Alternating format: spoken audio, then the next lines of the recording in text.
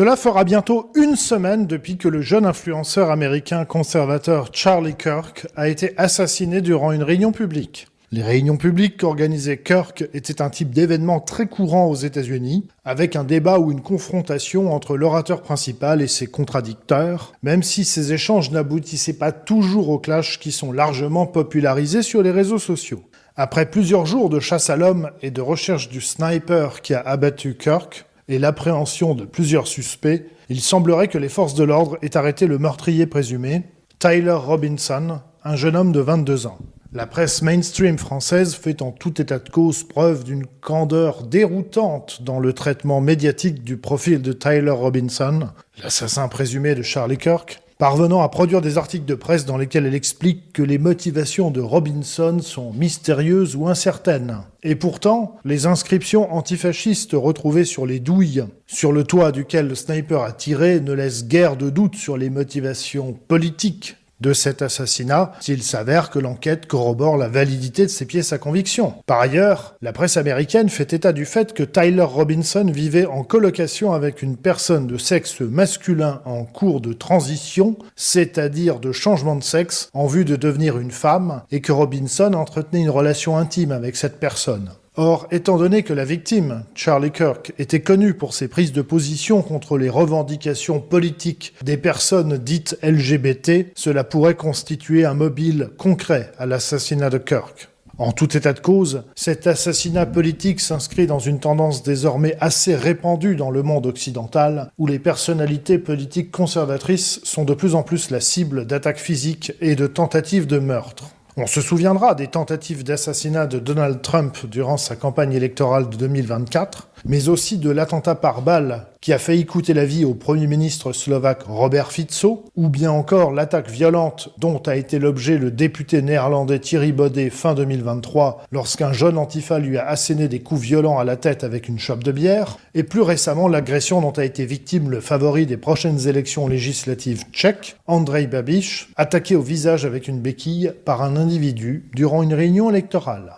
Notons aussi qu'il a pu arriver que les figures progressistes ou mondialistes fassent l'objet d'attaques, avec notamment l'agression violente en 2022 du mari de Nancy Pelosi, alors présidente démocrate de la Chambre des représentants aux États-Unis. La France, qui a connu des vagues d'attentats islamistes ces dernières années, semble pour le moment relativement épargnée par ce phénomène de violence ciblée contre des politiques de premier plan, les derniers épisodes marquants dans ce domaine remontant à Action Directe dans les années 80 ou à l'OAS dans les années 60. Cela ne saurait toutefois conduire à l'idée que les violences politiques ne guettent pas la France, et on se souviendra notamment des centaines d'antifas réunis à Paris sur la place publique pour se réjouir de la mort de Jean-Marie Le Pen. En attendant, de nombreux citoyens américains qui se sont publiquement réjouis du meurtre de Charlie Kirk, qui, faut-il le rappeler, était marié et père de 2 enfants, ont perdu leur emploi. En effet, des groupes de militants républicains s'efforcent d'identifier les personnes s'étant publiquement réjouies de la mort de Kirk pour ensuite faire pression sur leurs employeurs. Une sorte de contre-attaque à la cancel culture en vogue depuis une décennie et qui ne semblait pas, elle, choquer outre mesure les partisans du mainstream libéral. Une tendance qui reste toutefois indicatrice de la fragilité des sociétés occidentales, de plus en plus fracturées